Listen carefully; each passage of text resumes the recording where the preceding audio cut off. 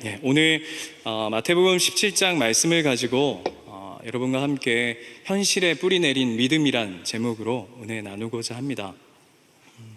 성경을 읽다 보면 문득 그런 생각을 할 때가 많습니다. 여러분, 좋은 믿음이란 뭘까요? 좋은 믿음이란 뭘까? 그럴 때 성경을 읽다 보면 늘 이렇게 우리에게 도전도 되고 또 우리에게 확신도 되고 그렇게 이렇게 살아야지, 이런 믿음을 지켜가면서 살아야지 하는 생각들이 들지만 문득 한 성경의 인물들을 잘 들여다보면 가끔은 조금 이렇게 갸우뚱하게 될 때가 있을 때도 있습니다. 한 예로 여러분, 가인과 아벨의 이야기만 봐도 가인은 지 동생 때렸으니까 또 죽였으니까 그렇게 벌을 받고 또 쫓겨나고 또 때로는 하나님께 은혜 주시는 건 알겠는데, 예배 잘 드린 아벨은 뭘까? 여러분, 그런 생각 안 해보셨습니까? 예배 잘 드려서 돌 맞아 죽었습니다. 그렇죠? 스데반은 또 뭘까요? 스데반은 복음적 설교를 너무 탁월하게 잘해서 하늘의 영광을 보고 또 돌 맞아 죽었습니다. 오늘 설교를 준비하면서 문득 그런 생각을 해봅니다. 오늘 복음 설교를 해야 되나, 이렇게 조금 주저하게 되는, 괜히 또 돌 맞진 않을까. 여러분 어떠세요? 아벨처럼 우리가 스데반처럼 신앙하지만 그 결과가 내가 원하는 결과들을 받아지지 못할 때 우리는 때론 당황하기도 하고, 내가 믿는 신앙이 뭘까? 또 좋은 믿음이란 과연 무엇일까 하는 의문을 솔직하게 남기게 됩니다. 오늘 우리가 읽었던 제가 두 번 이렇게 본문을 두 개로 나눠서 이렇게 여러분에게 이렇게 소개한 이 오늘 본문 17장의 말씀, 우리가 너무나도 잘 알고 있는 내용입니다. 변화산 사건. 그래서 변화산 사건을 그냥 한마디로 압축해 보자면, 예수님이 베드로와 야고보와 요한을 데리고 산에 데려가셔서 특별 과외를 하는 이야기입니다. 그런데 우리가 이 이야기를 들으면 예수님이 올라가셔서 이렇게 얼굴도 변하고 모세도 나타나고 엘리야도 나타나고 그래 그런데 베드로가 엄한 얘기 했다가 또 이런 이야기들은 잘 알고 있는데, 이런 질문을 해보지는 않는 것 같습니다. 왜 난데없이 예수님이 그것도 12제자 중에서 3명만 데리고 산에 뭐하러 올라가셨을까? 여러분, 그런 질문 한번 성경을 마태복음 17장 읽으시면서 그런 생각 해보셨습니까? 오늘 주일 오시면서 굉장히 더워서 이렇게 화나신 거 아니시죠? 표정들이 굉장히 지금 언짢은 표정으로 저를 이렇게 주시하고 계신데, 여러분 그냥 한번 읽으면서 뭐하러 이렇게 산에, 예수님 할 일 없나, 이렇게 산을 좋아하셨나, 그런 것 같기도 하고, 왜 이렇게 산에 제자들 셋을 데리고 올라가셨을까 라는 질문을 하게 되는데요. 오늘 이 변화산 사건은 굉장히 중요한 내용입니다. 왜냐하면 이 내용을 잘 살펴볼 필요가 있는데요. 이 변화산 사건은 마태복음에도 나오고 마가복음에도 나오고 누가복음에도 나옵니다. 그런데 이 변화산 사건은 특별한 본문인데요. 이 본문은 특별히 세트로 묶여서 이야기가 전해집니다. 그게 무슨 말이냐? 마태복음이든 마가복음이든 누가복음이든 변화산 사건, 예수님이 제자들 데리고 올라가신 이야기만 딱 써 있는 게 아니고요, 우리가 읽진 않았지만 16장 이야기 앞으로 조금만 넘어가 보면 베드로가 예수님을 주는 그리스도시여 살아계신 하나님의 아들입니다 라고 고백했던 그 이야기와, 그 다음에 예수님이 처음으로 그 이야기를 이어서 나는 십자가에 죽을 것이다, 그리고 부활한다 라고 얘기하시고 오늘 변화산 사건이 있고요. 그 다음에 변화산 사건을 이야기가 끝나면 바로 이어서 밑에 동네에서 이루어졌던 이야기, 이 4가지 이야기가 한 세트로 묶여져 있습니다. 그렇다는 이야기는, 이 이야기, 변화산 사건의 이야기를 살펴보기 위해서는 이 모든 문맥적 앞뒤 이야기들을 통으로 한번 살펴봐야 이 변화산 사건, 예수님이 이 제자들을 데리고 올라가신 그 이유가 무엇일까라는 것을 우리가 엿볼 수 있다는 것이죠. 그렇다면 그 처음으로 한번 가보시면 베드로가 예수님이 너희는 나를 누구라 하느냐라는 질문에 뭐라고 답하죠? 제가 아까 다 말씀드렸습니다. 저는 좋은 목사라서 질문하기 전에 답을 다 알려드리고 이렇게 질문합니다. 뭐라고 답했다고요? 주는 그리스도시요 살아계신 하나님의 아들이다 라고 얘기했습니다. 이 고백이 얼마나 대단한 고백이냐 하면요, 이걸 그냥 물으신 게 아니라 예수님이 제자들을 데리고요 투어를 하십니다. 투어. 그러니까 어떤 곳을 투어하냐 하면 오늘 본문에 보시면 가이사랴 빌립보 가이사랴라고 하는 것을 제자들을 데리고 이렇게 투어를 하십니다.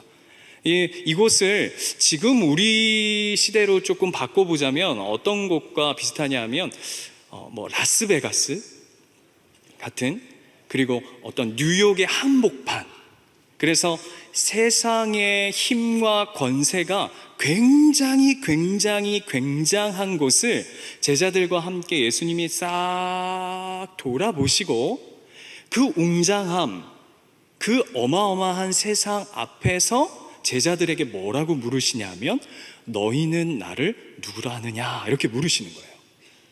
그런 배경 속에서 베드로가 주는 그리스도시요 살아계신 하나님의 아들입니다 라고 고백했다는 건 그냥 할 수 있는 고백은 아니었을 겁니다.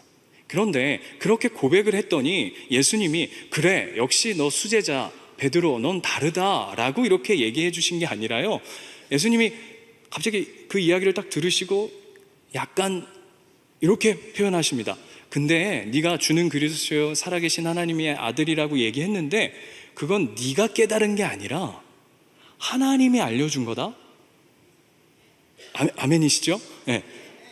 하나님이 알려주신 건데 그게 얼마나 큰 고백이냐 하면 내가 네 그 고백 위에 하나님의 교회를 장차 세울 거야 이렇게 얘기하세요. 그러니까 베드로가 한 고백이 대단한 고백인 거죠.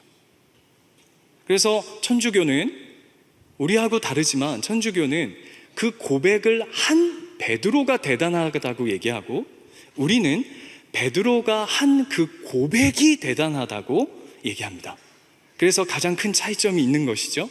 그래서 지금 우리의 이 교회, 하나님의 교회는 주는 그리스도시요 살아계신 하나님의 아들임의 그 근거 위에, 그 반석 위에 지어진 것이 교회고, 천주교는 베드로 수익권이라고 해서 베드로 위에다가 그것을 두었죠.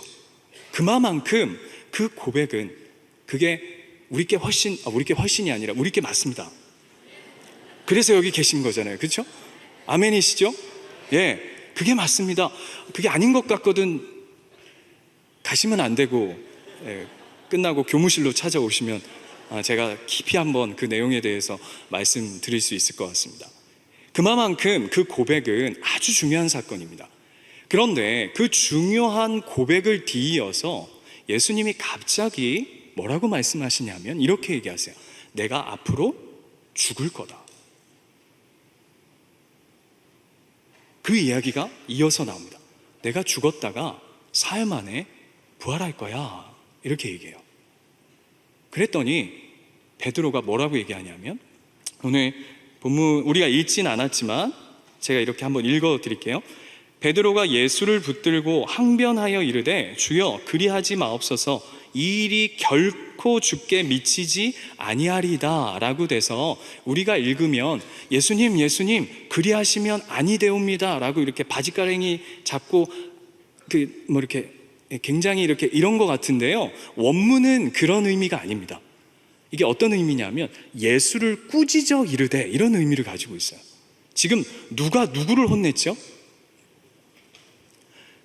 예수님이 베드로를 혼내시는 게 아니라 베드로가 예수님께서 내가 조금 있으면 내가 죽는다 그리고 부활할 거야 라고 얘기했더니 베드로가 뭐라고 그러냐면 예수님 지금 생각이 있으십니까 없으십니까? 그게 지금 말이 됩니까? 그 결코 그런 일은 있을 수 없습니다 라고 굉장히 호되게 꾸짖는 장면인 겁니다. 그랬더니 예수님이 우리가 잘 알고 있는 것처럼 그 이야기가 들리자마자 사단아 라고 얘기하면서 앞에서는 주는 그리스도시요 살아계신 하나님의 아들이라고 그렇게 고백했던 그 베드로가 몇 절 사이에, 이 말이 맞는지 모르겠는데 몇 절 사이를 두고 갑자기 앞에서는 대단한 인물이 됐다가 뒤에서는 갑자기 사단이 되어버립니다. 그러니까 여러분, 천주교는 틀린 거예요. 이걸 근거했을 때, 그렇죠? 무슨 사단도 됐다가 괜찮은 사람도 됐다가 이럴 수는 없잖아요. 그러니까 근거가 맞는데 예수님이 사단아 너는 뒤로 물러가라 얘기하시면서 뭐라고 얘기하냐면 너는 사람의 일을 행한다 라고 얘기합니다. 제가 굉장히 장황하게 길게 얘기했습니다. 이게 결론적으로 이 앞에 변화산 사건을 앞둔 이 두 가지 이야기의 핵심이 뭐냐 하면 베드로가 자기가 고백한 주는 그리스도시요 살아계신 하나님의 아들이라고 하는 그 고백의 의미와 가치를 모르고 있다는 얘기인 거죠. 여기까지 쫓아오셔야 됩니다. 여러분, 이거 중요한 이야기입니다. 베드로가 입으로는 고백했어요. 주는 그리스도시요. 여러분, 주님이 나의 그리스도시다, 나의 메시아시다, 그리고 하나님의 아들이다라는 이 고백은 엄청난 고백입니다. 그러나 정작 그 베드로는 그 고백이 가지고 있는 그 엄청난 영광, 엄청난 무게, 엄청난 의미, 엄청난 가치를 이해는 못하고 있는 것이죠. 그래서 예수 그리스도가 어떤 분이신지, 예수 그리스도가 이 땅에 왜 오셨는지, 예수 그리스도가 하나님의 아들이라는 것이 도대체 우리의 삶 속에 어떤 의미를 가지고 있는지, 그것을 가르쳐 주시기 위해 예수님이 3명만 딱 데리고 어디로 올라가신 거죠? 변화산에 올라가신 겁니다. 그러니 이 변화산 사건은 너무 중요한 사건이죠. 그래서 그 3명을 데리고 변화산에 딱 올라갔더니 올라가자마자 오늘 본문 2절을 보면 이렇게 되어 있습니다. 그들 앞에서 변형되사 그 얼굴이 뭐와 같이 빛났다고요? 해같이 빛나며 옷이 빛과 같이 희어졌더라. 그동안 막 예수님을 따랐던 베드로와 요한과 야고보가 어느 변화산에 딱 올라갔는데요, 올라가자마자 예수님의 얼굴에서 광채가 나기 시작합니다. 예. 뿐만 아니라 옷에서도 막 빛이 나기 시작합니다.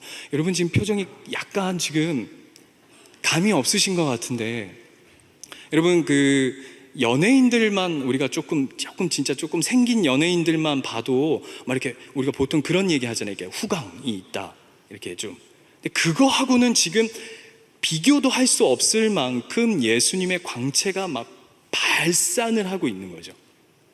그뿐만 아니라 그 다음 절 3절을 보면요, 그때에 모세와 엘리야가 예수와 더불어 말하는 것이 그들에게 보이거늘이라고 되어 있습니다. 여러분, 이 변화산에 오른 것은 꼭 예전에 한 장면을 이렇게 보여주는 것과 아주 흡사합니다. 그게 뭐냐 하면 이스라엘 백성들이 예전에 시내산에서 하나님의 율법을 받을 때 보면 모세가 시내산에 올랐을 때 그가 하나님을 대면하고 광채가 났을 뿐만 아니라 그곳에서 하나님의 영광을 맛본 이스라엘 백성들의 그 엄청나고 찬란한 영광처럼 오늘 예수님이 오늘 제자들에게 그 영광을 함께 나누고 있는 것이죠. 그런데 그곳에 2명의 손님까지 찾아옵니다.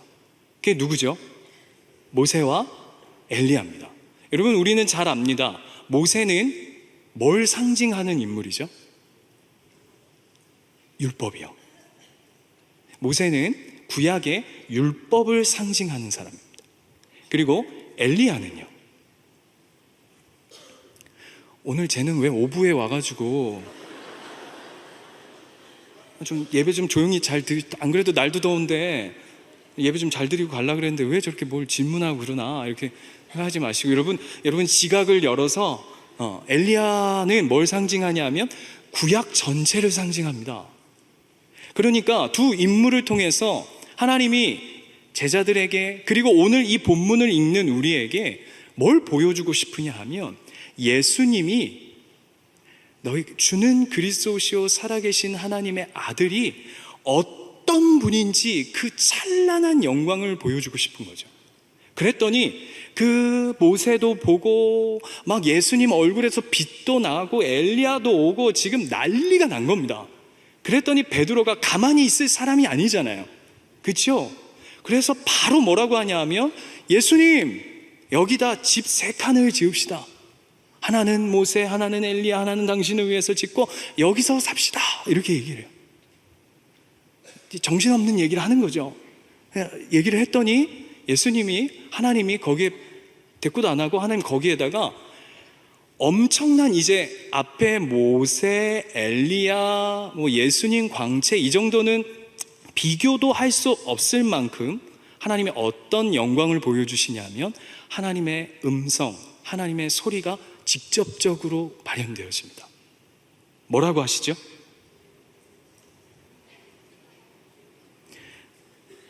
(5절에) 보시면 말할 때에 호련히 빛난 구름이 그들을 덮으며 구름 속에서 소리가 나서 이르시되 이는 내 사랑하는 아들이요 내 기뻐하는 자니 너희는 그의 말을 들으라 하시는지라.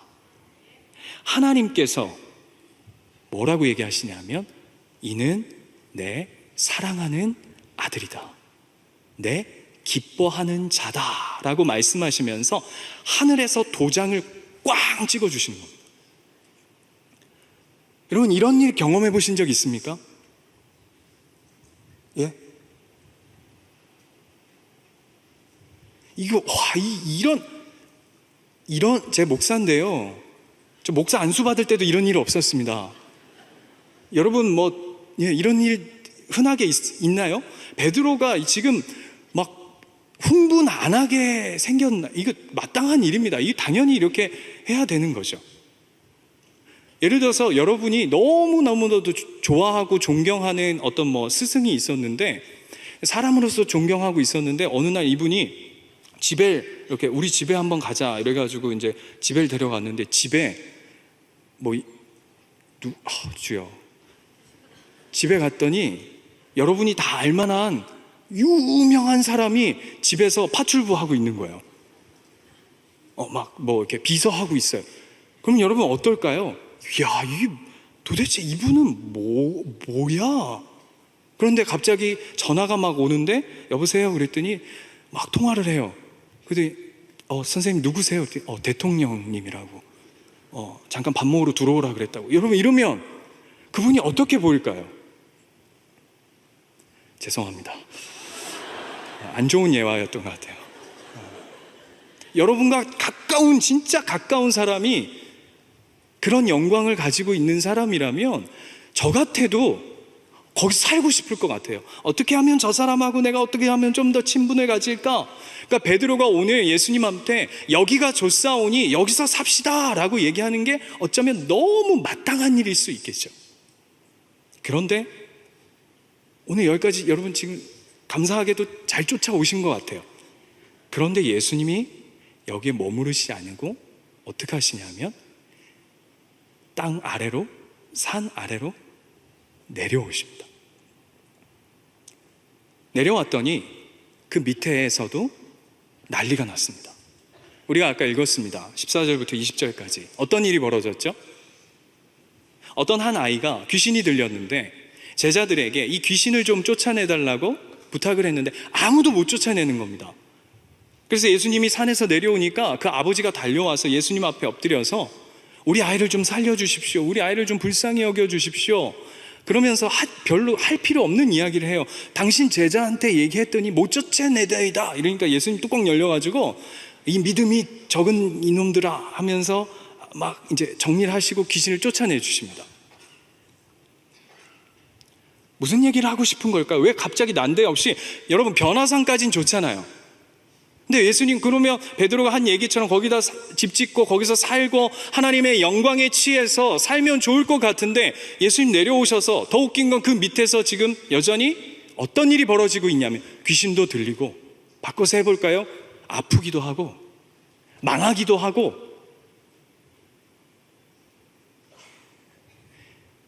이런 거죠. 주일날 예배 드리면 은혜가 있습니다. 그래, 하나님, 내가 한 주 동안 살아갈 힘과 능력이 당신께 있음을 믿습니다.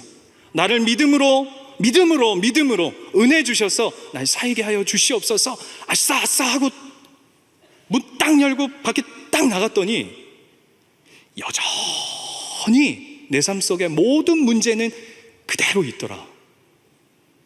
제가 고등학교 시절, 제가 이래봬도 고등부 회장 출신입니다. 뭐 별로 안 믿으시는 표정인데, 뒤늦게 웃으시는 건 뭐죠? 제가 고등부 회장 출신인데, 제가 은혜를 어디서 받았냐면 수련회에서 은혜를 참 많이 받고, 지금 우리 중고등부 친구들도 보니까 벌써 막 수련회 하고 막 캠프하고 이래, 이번 주 지난주에 이렇게 했던데, 제가 그 수련회에서 인생이 뒤집어져서 하나님 만나고 이렇게 목사하고 있는데요. 그런데 그때 수련회 때 제가 이런 걸 참 많이 경험했습니다. 수련회 때 막 진짜 눈물 흘리고 막 회개하고, 하나님 내가 지었던 거 모든 것 나 이제는 하나님, 내가 하나님을 위해 살겠습니다. 고등학교 1학년 때 막 그랬고 집에 딱 왔는데 어머니가 뭐라 그러냐면, 야, 넌 공부 안 하고 뭐해? 이 말에 내가 하나님 앞에 회개했고 하나님 앞에 내 삶을 드리고 하나님 앞에 내 비전을 드렸던 그 삶이 여전히 현실 속에 있는 거예요. 나는 공부해야 되고, 나는 청소해야 되고, 난 여전히 학교 가야 되고, 오늘 식으로 하자면 하나님 앞에 그 변화산 사건을 경험했고 그토록 아름다운 영광, 주는 그리스도시여 살아계신 하나님의 아들이라는 그 놀라운 고백이 막 찬란하게 엘리야도 보고 모세도 봤는데, 내가 살아가야 할 삶의 현장은 여전히 똑같은 거죠. 이런 일들은 여기에만 있는 게 아니더라고요. 여러분, 다윗 아시죠? 다윗이요, 여러분, 이스라엘의 왕이 될 때까지 기름 부음을 몇 번 받은지 아십니까?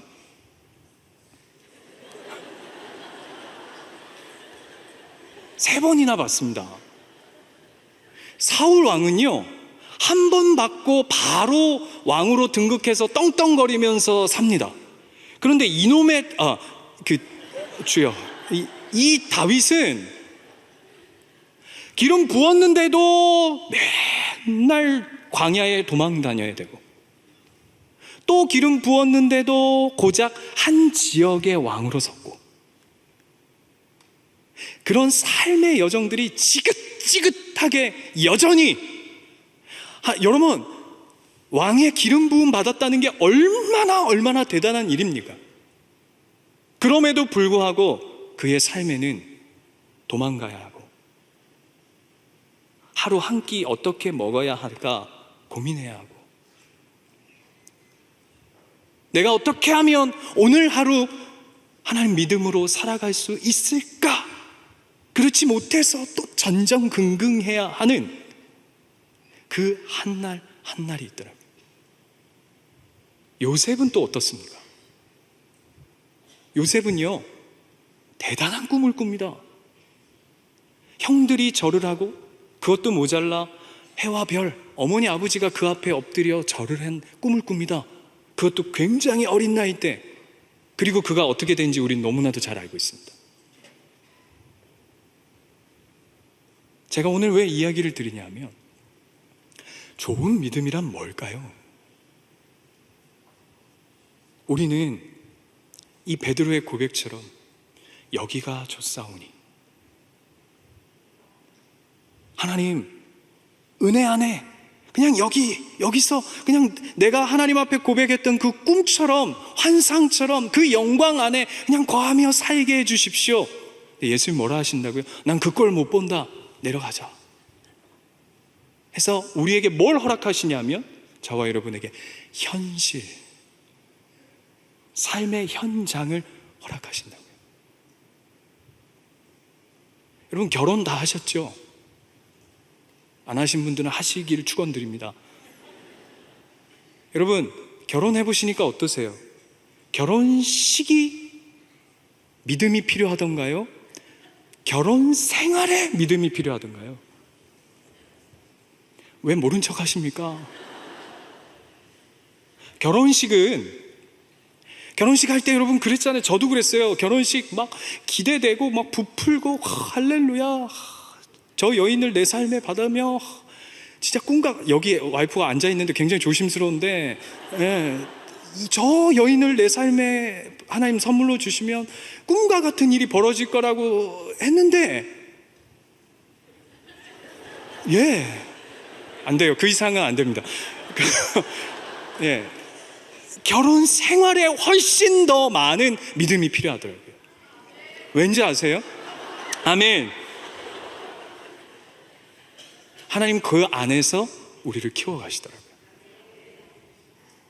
제가 며칠 전에요, 급한 신방이 있어가지고 막 이제 그 전화 통화를 하면서 막 이제 차를 몰고 이제 강안대교로 이렇게 넘어서 병원에 신방을 가야 할 일이 있었습니다. 그래가지고 이제 교회에서 이렇게 나와가지고 강안대교 타려고 하면 그 중국 대사관 쪽 뒷길로 해서 이렇게 돌아서 유턴해서 이렇게 강안대교 타잖아요. 예? 한 번도 안 가보신 것처럼 그렇게 가는데 이제 전화 통화를 막 하면서 그 강안대교 쪽으로 유턴을 싹 했는데 갑자기 경찰이 딱 서 있는 거예요. 그러면서 세우라고. 그러더니 세우라고 한 사람은 이렇게 세우고 좀 지나니까 다른 경찰이 그 광안대교 그 앞에서 이제 붙이라고 그러더라고요. 순간 전화 통화, 집사님 잠시 좀 이따 전화하겠습니다 하고 끊고 창문을 내리고 첫 마디가 제가 뭐였냐면, 죄송합니다 했는데요, 마음속에 불쑥 어떤 생각이 드냐면, 하나님, 제가 지금 놀러 가는 것도 아닌데 하나님 신방하라 하셔가지고 지금 급한 마음으로 지금 자 최선을 다해서 지금 가겠다고 해서 지금 전화 받고 제가 뭐 딴짓 한 것도 아니고 지금 가려고 하는데 이게 웬일입니까? 어찌 이러하오나이까? 창문을 내리면서 굉장히 불편한 마음인데도 얼굴은 웃었어요. 그러면서 그때 하나님 저에게 주신 믿음 있었습니다. 그게 뭔지 아십니까? 아저씨 싼 걸로 끊어주세요.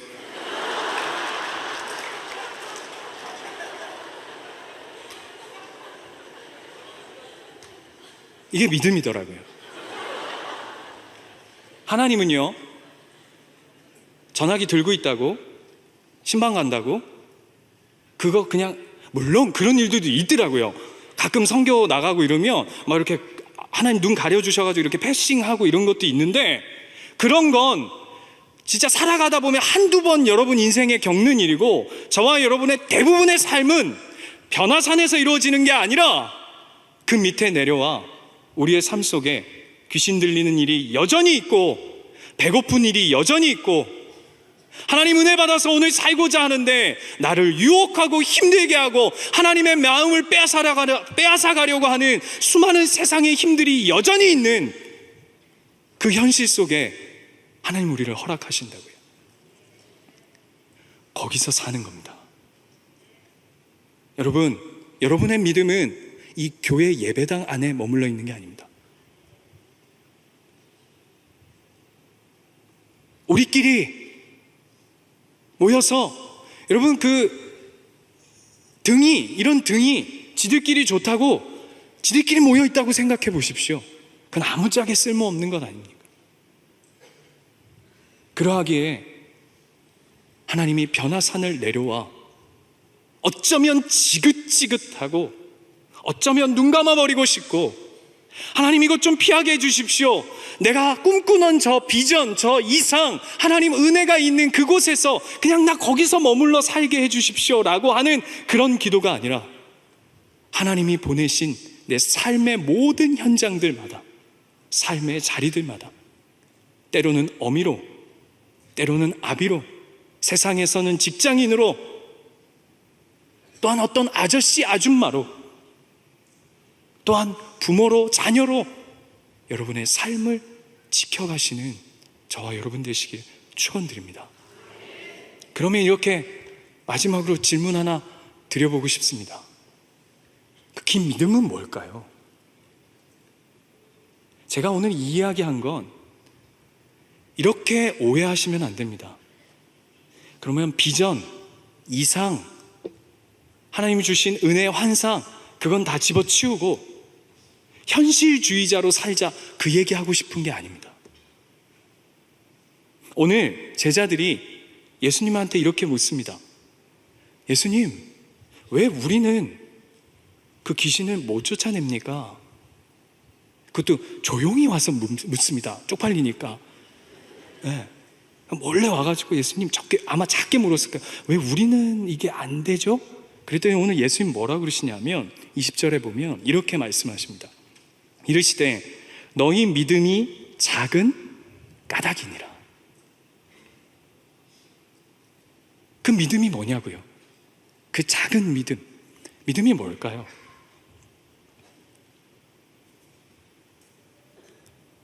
믿음은, 오늘 본문은 이게 믿음이라고 저는 확신합니다. 17장 8절입니다. 가능하시면 성경이 있으신 분들은 같이 한번 읽어보면 좋겠습니다. 17장 8절 같이 한번 읽겠습니다. 시작. 제자들이 눈을 들고 보매 오직 예수 외에는 아무도 보이지 아니하더라. 제가 다시 한번 읽겠습니다. 제자들이 눈을 들고 보매 오직 예수 외에는 아무도 보이지 아니하더라. 이상이 있습니다. 환상이 있습니다. 때로는 우리의 삶 속에 좋은 일들, 은혜로 이끌어가고 내 생각대로 이끌어지는 그런 삶의 모양이 있습니다. 여러분, 그럴 때도 예수를 바라보는 것이 믿음이고요. 내 뜻대로 되지 않을 때가 있습니다. 내 현실 속에 왜 하나님은 나와 함께 하지 않으시는 것 같은 그런 정말 캄캄한 현실을 건널 때도 있습니다. 그때도 우리는 예수를 바라보는 겁니다. 오늘 성경은 그 이야기를 하는 거예요.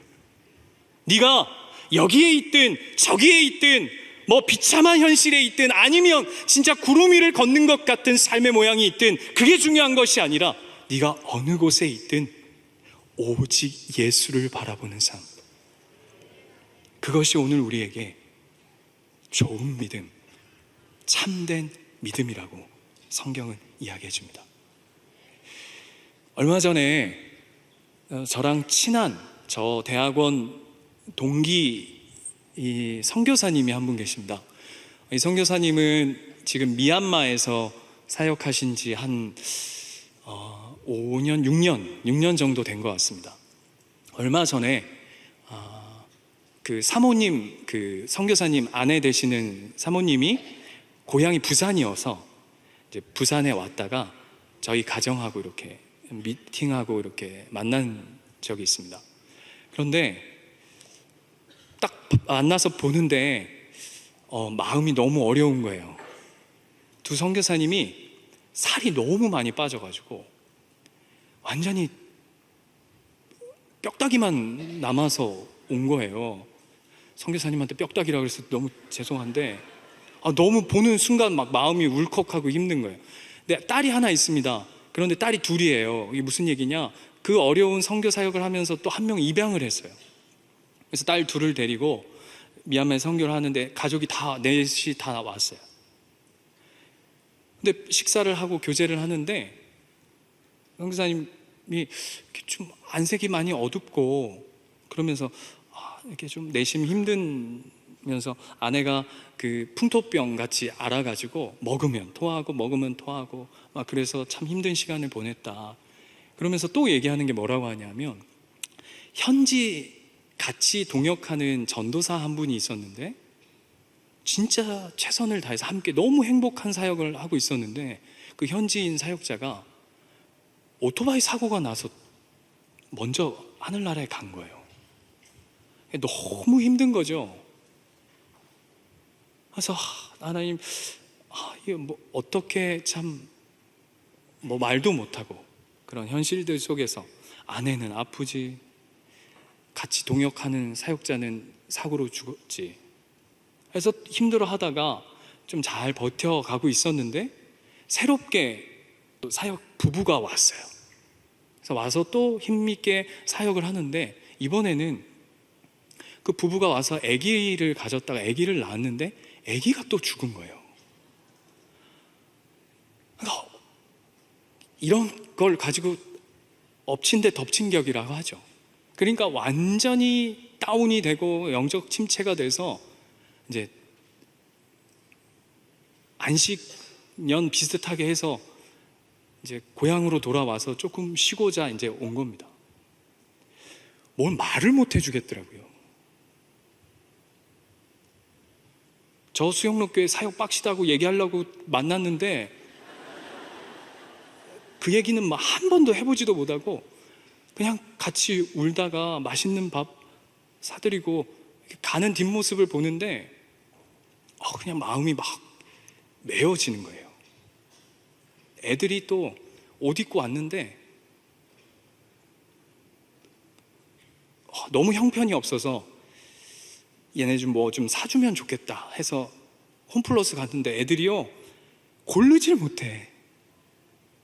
뭘 고르질 못해요. 그렇게 한 번도 커보지도 않았고 그냥 그걸 보면서 뭐 이게 참 뭘까? 그런데 그리고는 이제 며칠이 지났어요. 그리고 이제 돌아간다고 카톡이 왔어요. 이제 잘 쉬었다가 돌아간다. 그런데 거기에 뭐라고 마지막 글귀가 왔냐면 신우가 너의 하나님이 너에게 크듯 나의 하나님이 그 땅에서 너무나도 큰 분임을 내가 이 땅에서 다시 한번 확인하고 돌아간다. 내 시작도 대단하게 시작한 것 아니고 내 나중도 내가 책임질 수 없음을 알기에 오늘도 하나님 부르신 그 땅으로 돌아간다. 잘 있어라. 사회 열심히 해라. 오히려 그분이 저를 위로하고 갔어요. 그걸 보면서 오늘 본문에 주는 그리스도시요 살아계신 하나님의 아들이라는 것을 고백하는 그 믿음의 의미, 가치, 그 영광이 얼마나 크고 놀라운지를 다시 한번 확인하는 시간이 되었습니다. 여러분, 바라옵기는 여러분 삶의 각자의 자리에 가셔서 주는 그리스도시요 살아계신 하나님의 아들입니다 라는 고백이 부끄럽지 않도록 그 영광의 가치를 세상 앞에 여러분이 버티고 있는 그 현실 앞에 강하고 담대하게 늘 승리하시고 믿음으로 든든히 세워져 가시는 저와 여러분의 삶이 되시길 축원드립니다. 하나님 아버지, 우리 안에 믿음이 없습니다. 주는 그리스도시요 살아계신 하나님의 아들입니다 라는 고백이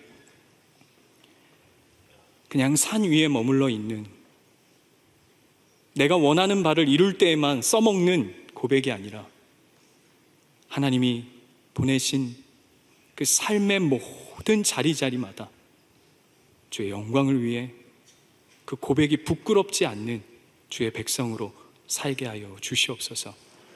감사드렸고 예수님의 이름으로 기도드립니다.